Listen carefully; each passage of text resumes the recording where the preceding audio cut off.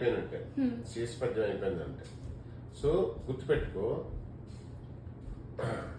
పద్య లక్షణాలు పద్యాలు ఎన్ని రకాలు? 3 రకాలు.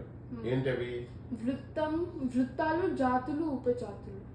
ఓకే, వృత్తాలు ఏమేమి వస్తాయి? వృత్తాల్లో ఉత్పలమాల, చంపకమాల, శార్దూలం, మధ్యమం. ఉత్పలమాల, చంపకమాల కింద సబ్జెక్టులు అయిపోయాయి కనుక ఇప్పుడు శార్దూలం, మధ్యమం. ఈ శార్దూలం, మధ్యమానికి నార్మల్ గా మనకి ప్రతి పాదంలో ఎన్ని గణాలు ఉంటాయి? ప్రతి పాదంలో అలా చెప్పకూడదు.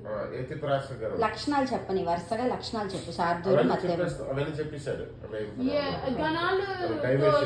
గణాలతో ఇది కాదు. అక్షర గణాలు ఉంటాయి కానీ 20 అక్షరాలు. ఇప్పుడు జాతుల కోసం, జాతులకు ఉదాహరణ దేనికోసం చెప్తావు? కంద పద్యాలు. ఓకే.